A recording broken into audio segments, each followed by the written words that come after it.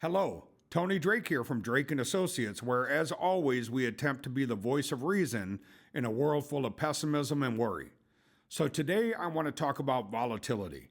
Market volatility has certainly arrived in force in the last few weeks, and as investors focused on retirement, we understand that market volatility can feel unsettling. But it's good to remember that it's a normal and necessary part of investing. The key is to stay disciplined, to keep your long-term goals in mind and make informed decisions without letting emotions take over. So if you're feeling uneasy about your portfolio, the best step is to check in with us to ensure your plan is well positioned to weather these normal fluctuations. Our retirement-ready roadmaps are built with normal fluctuations and market corrections in mind.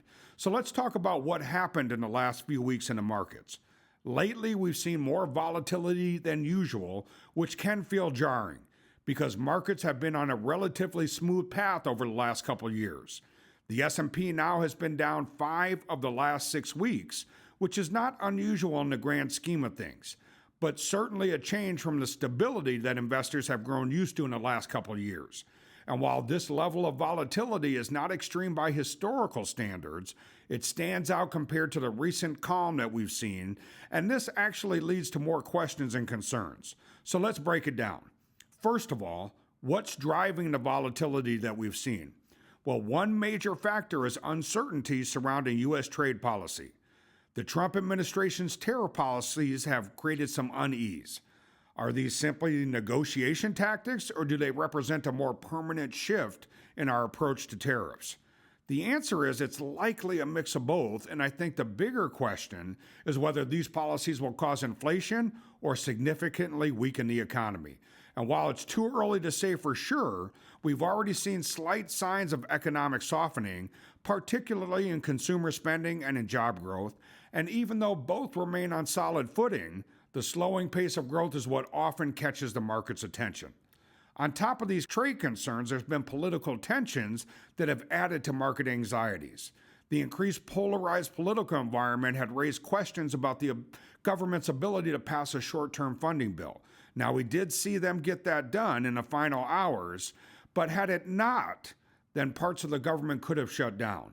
And while political debates are certainly not something that's new, this type of uncertainty tends to make the markets a bit nervous, and for a good reason. Another issue at play is that markets may have been pricing in, as we came into this year, really good news, right? It was pricing for perfection. But stocks surged, as we saw after President Trump's election win, and investors seem to expect nothing but great news ahead. And when markets get ahead of themselves, it's common to see a pullback.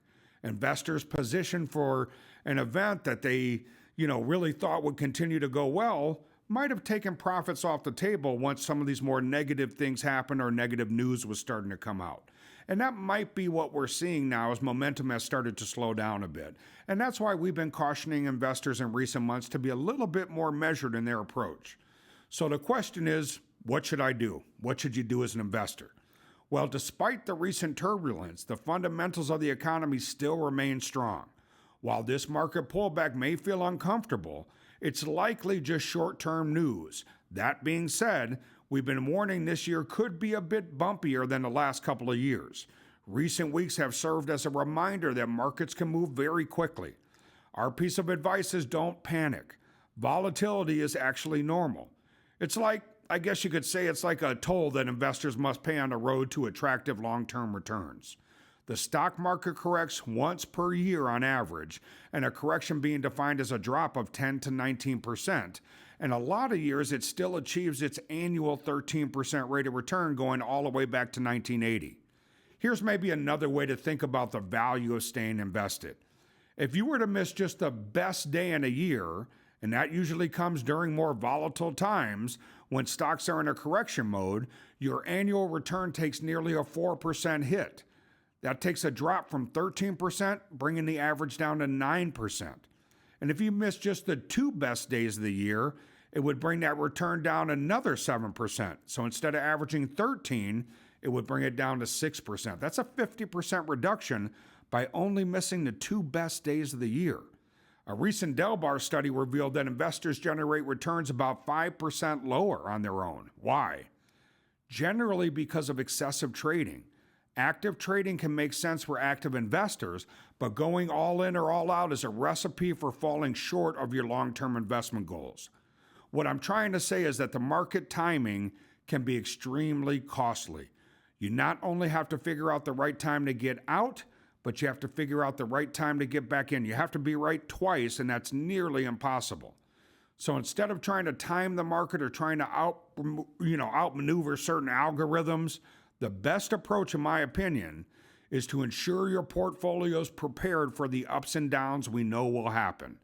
This is why we carefully assess your risk tolerance and balance in your portfolio, and we choose products to help us achieve that range of risk.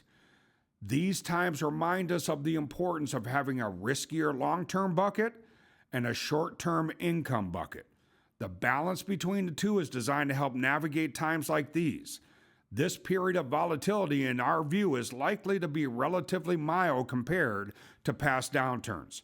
But as always, staying focused on your long-term goal is the best course of action. So if you have questions or concerns, please reach out to us. Thank you.